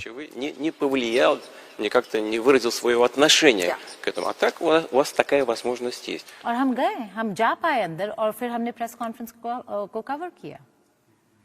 ये बस एक छोटी सी जानकारी थी जो आपसे हम लोग शेयर कर रहे थे, लेकिन सर एक और राष्ट्रपति पुतिन फ्लैश पॉइंट है और वो फ्लैश पॉइंट है गाजा। ट्रंप साहब का अपना गाजा पीस प्लान है, आपका बतौर रूसी राष्ट्रपति व्लादिमीर पुतिन का क्या गाजा प्लान है, गाजा पीस प्लान है? Мы не предлагаем какого-то особого плана. मेरा कोई अलग से शांति प्लान नहीं है। मैं समझता हूं कि अगर फिलिस्तीन की समस्या का समाधान करना है तो यूएन का शांति प्लान 2 राज्य समाधान 100% लागू करना होगा। सबसे महत्वपूर्ण बात यह है कि स्वतंत्र फिलिस्तीन देश का निर्माण करना होगा और यही समस्याओं का समाधान है। Вот в этом ключ к решению всех проблем. और अगर गाज़ा और इजराइल और पैलेस्टाइन की ही बात करें तो हमने देखा है कि इस दौर में जो अरब देश हैं वो फिलिस्तीन के साथ वैसे नहीं खड़े हुए जिस तरीके से आपके ही एलाय, आपके ही जो दोस्त हैं ईरान खड़ा हुआ। ऐसा क्यों? ये क्या चेंज्ड वर्ल्ड ऑर्डर है जो हम कभी सोच भी नहीं सकते थे, जहां ईरान इजराइल और वेस्ट से लड़ रहा है फिलिस्तीन के लिए और अरब देश उतने स्ट्रांगली आगे खड़े होकर फिलिस्तीन के हक के लिए नहीं लड़ रहे। Вы знаете, каждая из этих стран по-своему болеет, переживает за Палестину, за палестинский народ. И каждый आप जानते हैं कि ये सभी देश फिलिस्तीन को लेकर चिंतित हैं। лежит на поверхности и видно, что-то остается в тени, но это не значит, что никто ничего. ये सभी चाहते हैं कि फिलिस्तीन राष्ट्र बने। कुछ देश खुलकर मदद को सामने आए तो कुछ देश शैडो की तरह काम कर रहे हैं। Несколько месяцев это невозможно, но стремиться надо именно к этому, к созданию палестинского государства. И ये कहना कि किसी ने कुछ नहीं किया ठीक नहीं है। Трампом, конечно, ये एक जटिल समस्या है, दशकों से उलझी हुई। इसका समाधान रातों रात नहीं हो सकता। пошел на этот шаг. हम एक स्वतंत्र फिलिस्तीन राष्ट्र चाहते हैं। Вообще самое важное, что было сделано в процессе последних шагов по урегулированию в Газе. И, на мой взгляд, было бы... हाल ही में बंधकों की रिहाई को लेकर राष्ट्रपति ट्रंप ने जो किया है वो गाजा के पुनर्वास के लिए अच्छा कदम है। मैं मानता हूं कि ये सही होगा कि गाजा को एकजुट करके यूएन का सदस्य होने के नाते हम अपने मित्र देशों के साथ हमेशा इस चर्चा में भाग लेते हैं। Такие варианты есть, такие варианты обсуждаются и арабскими странами, и с соседями, и не только, и в Штатах обсуждается, я знаю. Ну, и мы в рамках Организации Объединенных Наций, мы всегда были участниками этого процесса и продолжим эту работу вместе с нашими друзьями. Right. आपके पर्सनल जर्नी की बात करते हैं। आप बहुत साल पार में रहे, लेकिन आप केजीबी में भी थे, इंटेलिजेंस कम्युनिटी के एक बहुत ही इम्पोर्टेंट शख्स हैं। अगर आपसे पूछा जाए कि दुनिया में जितने भी इंटेलिजेंस एजेंसीज है उसमें सबसे स्ट्रॉन्ग, सबसे पावरफुल, सबसे अच्छा एजेंसी कौन सा है? मैं जानती हूँ आप रूस कहेंगे, लेकिन रूस को दूसरा अगर छोड़े तो कौन सा दूसरा ऐसा इंटेलिजेंस एजेंसी जो बहुत अच्छा है और CIA उनके मुकाबले कैसा खड़ा नजर आता है आपको? Есть несколько таких мощных разведывательных служб в мире. देखिए, विश्व में कई शक्तिशाली खुफिया एजेंसियां हैं। CIA, हमारी एजेंसी KGB, सोवियत रूस की खुफिया एजेंसी, Очень эффективно, кстати, это Моссад, израильская разведка. इजराइल की मोसाद, दुनिया के कई देश हैं। मुझे लगता है कि ये सही नहीं है कि मैं एजेंसियों की क्षमता का मूल्यांकन करूं। Знаете, мне, наверное, лучше не давать लेकिन मैं अपनी एजेंसी KGB के काम से खुश हूं। чужих разведок. Качеством работы своей я доволен.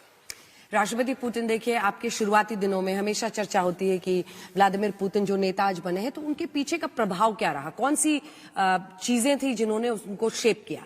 KGB के आपके डेज जब आपने एक बतौर एक स्पाई के तौर पर काम किया, KGB के साथ जुड़कर ईस्ट जर्मनी में आपने काम किया था, या फिर उसके बाद आप सेंट पीटर्सबर्ग गए, फिर वहां से आप मॉस्को आए, येल्सिन के साथ काम किया। आपकी जिंदगी के किस फेज ने आपको वो नेता बनाया जो आज आप हैं? Семья, в которой я жил. и в которой я родился. मेरा Мои परिवार, родители, окружение ближайшее. जिस परिवार में मेरा जन्म हुआ, Прежде всего, формирует जिनके बीच में पला बढ़ा, मुझे लगता है कि इन सब ने मिलकर मुझे वो बनाया है Ну и जो потом, मैं आज конечно, हूँ। все. Социальная обстановка, это коллеги, это, как вы совершенно точно और जो आपने работа в मेरे органах खुफिया एजेंट करियर के बारे में कहा, там очень वहाँ सख्त अनुशासन रहता है। आपको अपनी मातृभूमि की रक्षा करनी है связанная और यही прежде всего с हर защитой खुफिया границ एजेंट का Родины. उद्देश्य होता है। На это направлены все हालांकि मैं उस работы दौर को कई साल पहले союзной पीछे छोड़ आया हूँ, разведки. И я жил в этой среде много лет. राष्ट्रपति पुतिन, आपके कई इंटरव्यूज हम लोग देख रहे थे, रिसर्च कर रहे थे आपके, तो मैंने देखा आपका इंटरेक्शन था एक बच्चों के साथ, और बच्चे में से एक छोटी बच्ची आपसे पूछती है कि आपके जीवन का सबसे दुखदाई शैटरिंग एक्सपीरियंस क्या रहा। आपने कहा सोवियत यूनियन का टूटना, द डिसइंटीग्रेशन ऑफ यूएसएसआर। वो कैसे इसने आपको कैसे प्रभावित किया, और अगर वाकई ऐसा है तो आपकी क्या सोच है रशिया को लेकर? आपका फ्यूचर का विजन क्या है रशिया के लिए? Повлияло в том смысле, что इसका प्रभाव कुछ इस तरह पड़ा कि हमें हमेशा घटनाओं और उनके परिणामों को सावधानी से देखना और समझना चाहिए। ये पहली बात थी। दूसरी, जो बेहद महत्वपूर्ण है, वो ये कि ये सिर्फ सोवियत संघ पर ही लागू नहीं होता, बल्कि रूस पर भी उतना ही लागू होता है, क्योंकि एक समय बाद सोवियत संघ को लगने लगा था कि वो इतना शक्तिशाली है कि उसके नेतृत्व और व्यवस्था को कोई चुनौती नहीं दे सकता। Да и вообще, может быть, даже и простых граждан исходили всегда из того, что он такой огромный, такой великий, что ничего, никогда, ни при каких обстоятельствах с ним не может случиться. И вот состояние такого величия... आम नागरिक भी यही समझते थे कि सोवियत संघ इतनी बड़ी ताकत है कि किसी भी परिस्थिति में कोई उसका कुछ बिगाड़ नहीं पाएगा। अति विश्वास की यही गलती एक के बाद एक गलतियां करवाती गई, और फिर एक समय ऐसा आया जब हालात काबू से बाहर हो गए। कुछ और देश भी आज ऐसी ही गलतियां कर रहे हैं। Are you going to name them? Нет.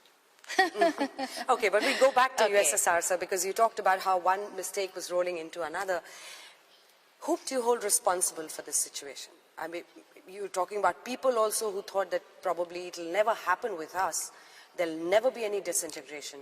But I'm sure you must have seen the Gorbachev years. You saw how Yeltsin went on. Whom do you hold responsible? What was the phase in which decisively USSR was disintegrating, breaking up? Здесь я бы не стал сейчас искать виноватых. मैं किसी पर более виноватых. आक्षेप लगाना नहीं चाहता Сложилась такая система, और ना ही किसी को दोष दूंगा। способная वो व्यवस्था ही ऐसी थी कि नहीं चल पाई। думать именно над этим. Не искать, हमें ये स्वीकार करना होगा, а думать, बजाय ये सोचने की которая कौन दोषी था। не просто охранять, हमें ऐसी व्यवस्था बनानी चाहिए а заниматься जो खुद की रक्षा कर सके। И если такая система будет अगर हमने ऐसा सिस्टम बना लिया तो वो पर्याप्त होगा। и эффективной. प्रेसिडेंट पुतिन, डिसइंटीग्रेशन नहीं तो क्या आप रीइंटीग्रेशन चाहेंगे? क्या आप चाहेंगे कि जो पुराना सोवियत यूनियन है वैसा ही हो? क्योंकि कई सारे रिपोर्ट्स आते हैं। Интеграцию чего? Советского Союза? किसका एकीकरण? Нет, конечно. सोवियत संघ का? Просто исключено. नहीं, У нас и कतई नहीं। целей быть не может. और हमारा ऐसा कोई लक्ष्य नहीं Вы है। знаете, есть еще вопрос целесообразности. Это в сегодняшних условиях нецелесообразно. और इसका कोई औचित्य भी नहीं बनता, क्योंकि ये रूसी संघ की राष्ट्रीय और धार्मिक स्थिति को बदल देगा। इसका कोई मतलब नहीं बनता। Национальный и религиозный состав населения Российской Федерации. Это нецелесообразно. फिर आपको ये तो वेस्टर्न मीडिया को बताना चाहिए ना, जो हर दूसरे दिन एक खबर डाल देते हैं जहाँ पे कहते हैं कि आप चाहते हैं कि आप देशों को एनेक्स करना चाहते हैं ताकि पुराना सोवियत यूनियन फिर से बना पाए। मैं जो कहता हूँ वो सुनना नहीं चाहते। मैं यहाँ बोल रहा हूँ, लेकिन वो सिर्फ अपनी सुनते हैं। वो वही सुनते हैं जो उन्हें पसंद आता है। और यही नहीं, ये लिखा जाता है कि आप वापस वो एम्पायर बनाना चाहते हैं और उसके आप राजा बनना चाहते हैं। कुछ लोग इस तरह की बातें कहते रहते हैं। उन्हें अपनी जनता को डराना होता है। ग्लोबल मीडिया में वो अपने एकाधिकार का गलत इस्तेमाल कर रहे हैं। ये लोगों की राय को प्रभावित करने की चालबाजी है। उनका मकसद सिर्फ रूस के खिलाफ अपनी आक्रामक नीति को जायज ठहराना है। Then if you're different, how would you, Vladimir Putin, summarize Vladimir Putin's life and ideology?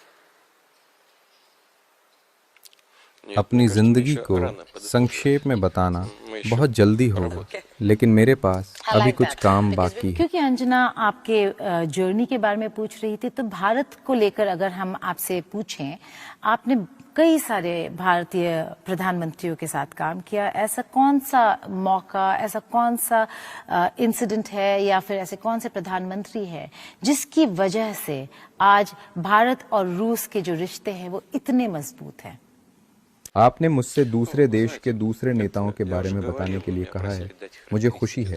आप जानते हैं, मुझे नहीं लगता कि ये बहुत दूर की बात है। अब हम भारत के प्रधानमंत्री नरेंद्र मोदी के साथ काम कर रहे हैं। सच में हमारे बहुत भरोसेमंद और दोस्ताना संबंध हैं। वो इस मामले में बहुत भरोसेमंद इंसान है। मैं बहुत ईमानदारी से बोल रहा हूँ। भारत खुशकिस्मत है, वो हिंदुस्तान में रहते हैं, वो भारत को जीते हैं। मैं उनसे बात करता हूँ और मैं उन्हें जानता हूँ। मुझे उम्मीद है कि वो मुझसे नाराज नहीं होंगे।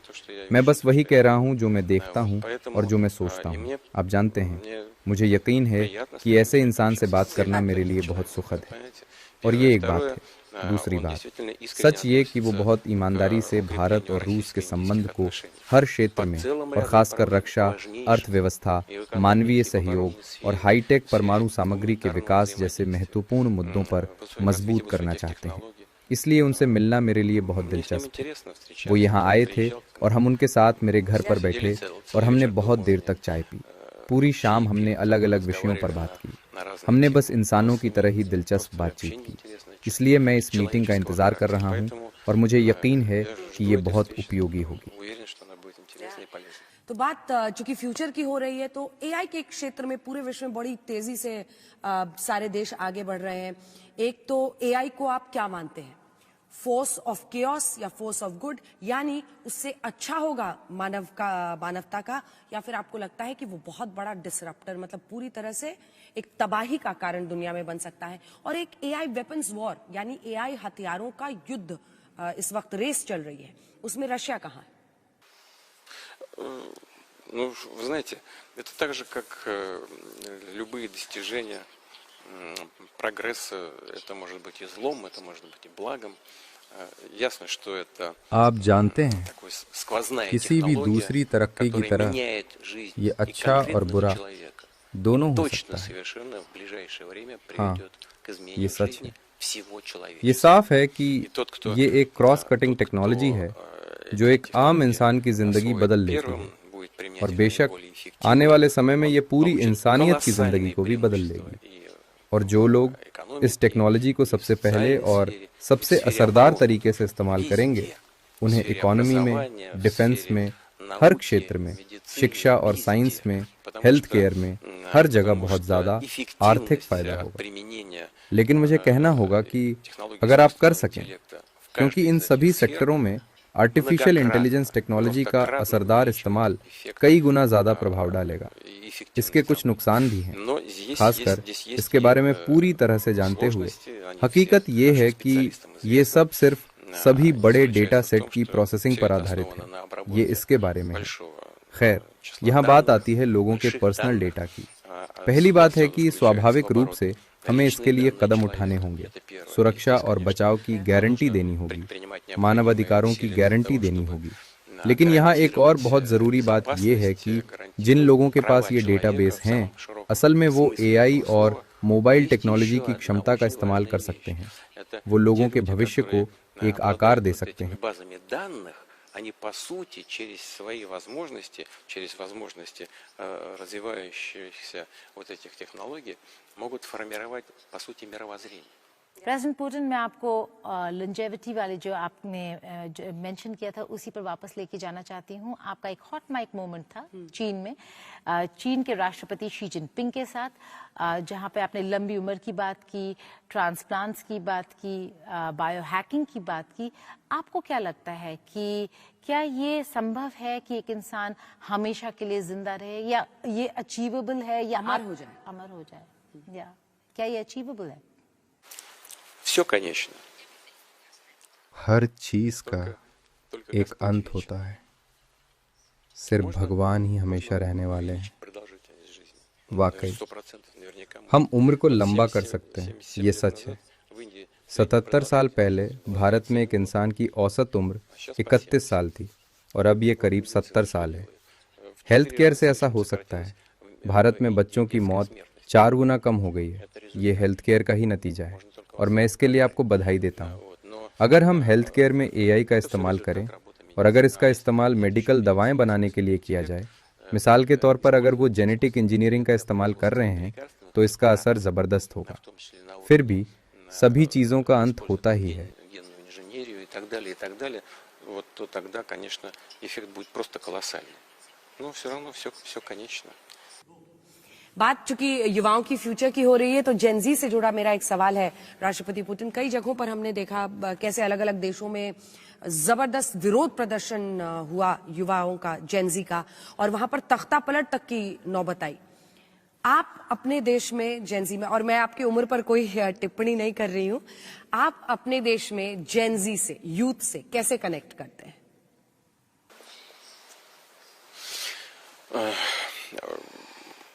Знаете, здесь нет ничего нового. Ведь и у нас в यहाँ ये литературе, в सब искусстве नया नहीं है। вот это आप जानते हैं कि साहित्य और कला में हमेशा विरोधाभासों की बात होती रही है। पुरानी और नई पीढ़ी के बीच, पिता और बेटों के बीच। हमारी पुरानी रचनाओं में भी ये बातें और ये चित्र हमेशा से मौजूद रहे हैं। सभी को ये जानने की जरूरत है कि यहाँ कुछ भी नया नहीं है। आप जानते हैं नया क्या है? नई है टेक्नोलॉजी, मैसेंजर, टेलीग्राम वगैरह, जिनका इस्तेमाल सक्रिय रूप से आज भी युवा पीढ़ी पर असर डालने के लिए किया जा रहा है। ये पीढ़ी कमोबेश वही युवा लोग हैं जो मोबाइल का ज्यादा इस्तेमाल करते हैं और ज्यादा कट्टर हैं। युवा पीढ़ी सोचती है कि सिर्फ वो ही अन्याय का सामना कर रही है और उनसे पहले किसी ने ये सब देखा ही नहीं। युवा ये सब देखते हैं और अपने आसपास के सभी लोगों को बताते हैं। उन्हें लगता है कि इससे निपटना बहुत आसान है, इसे आसानी से सुलझाया जा सकता है। लेकिन जब व्यक्ति ज्यादा समझदार हो जाता है और खुद कुछ बदलने की कोशिश करता है, तो उसे पता लगता है कि जिसका हल ढूंढना वो आसान समझ रहे थे, वो उतना आसान है नहीं जितना पहली नजर में लगता है। इसलिए हमें लोगों के साथ उस वक्त काम करने की जरूरत है जब हम कह सकें कि अभी आप बस युवा हैं, आप कुछ नहीं समझते, आप बस अपने घरों में बैठे हैं। ये ऐसे ही हो सकता है। आपको हमेशा युवाओं के टच में रहने और उनके टूल्स, उन तक जानकारी पहुंचाने के तरीकों, सोशल नेटवर्क वगैरह में फीडबैक का इस्तेमाल करने की जरूरत है। आपको वहां काम करने की जरूरत है और मुझे यकीन है कि आप कुछ हद तक ऐसा कर रहे हैं। मैं आपको हर सफलता की शुभकामना देना चाहता हूँ। Надо там работать. Но я так понимаю, что вы отчасти этим и занимаетесь. Хочу вам пожелать успеха.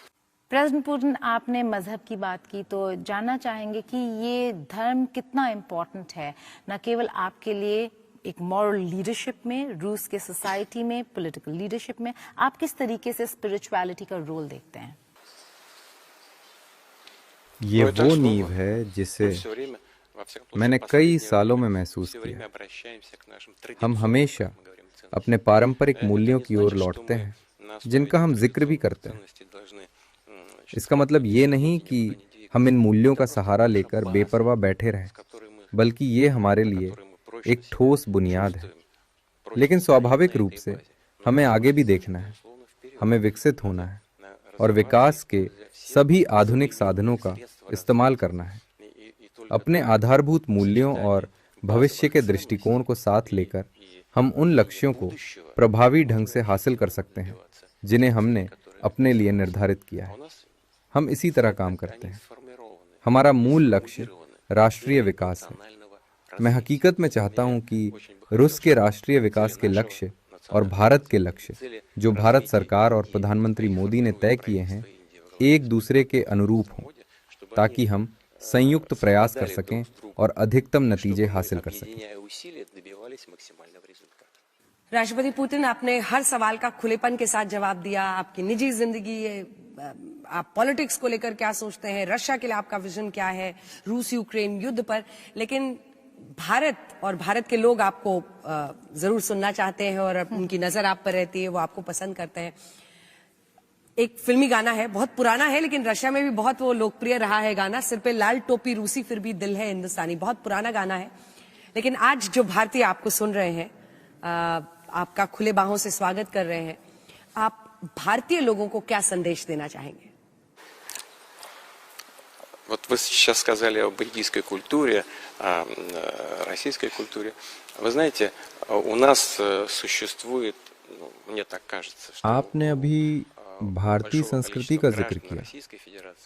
रूसी संस्कृति के बारे में मैं यही कहूँगा कि रूस के बहुत से नागरिकों के दिलों में भारतीय संस्कृति की छवि एक परी कथा जैसी सुंदर, रंगीन और मनमोहक है। ये छवि कई दशकों से है, सोवियत काल से है। रूसी लोगों को भारतीय संगीत और भारतीय फिल्में बहुत पसंद है। मैं तो कहूँगा कि रूसी समाज के कुछ हिस्सों ने भारतीय संस्कृति को पूजा जैसी जगह दी है। मुझे ये बहुत अच्छा लगता है, क्योंकि मुझे लगता है कि ये दिल से दिल का रिश्ता है। हम ये सुनिश्चित करने की हर संभव कोशिश करेंगे कि ये दिलचस्पी अपनी चमक कभी न खोए। मैं चाहता हूँ कि भारत इस भावना को जाने। И хочу, чтобы в Индии об этом знали. बहुत बहुत धन्यवाद आपका राष्ट्रपति पुतिन, आज तक पर आने के लिए, तमाम सवालों के जवाब देने के लिए। और यही कह सकते हैं कि बहुत सारे रिश्ते होते हैं, दोस्ती होती है जो मौसमी रहते हैं, लेकिन ये शायद एक ऐसी दोस्ती है, एक ऐसा रिश्ता है जो 7 दशकों से चला आ रहा है और हमेशा आंख बंद करके हम दोनों, ये दोनों देश एक दूसरे पर भरोसा करते हैं, जिसको क्लासिक विंटेज अंग्रेजी में कहते हैं, जिसका वक्त के साथ और भी गहराई जिस रिश्ते में आती है। उम्मीद करते हैं कि आने वाले वक्त में ये स्थिति और भी बेहतर होगी। आपका बहुत बहुत धन्यवाद आज तक पर हमारे साथ जुड़ने के लिए। जदि आपंक आम भिडी भल लगा तेब आम चैनल को लाइक, शेयर और सब्सक्राइब करने को जमा भी भूलु नहीं।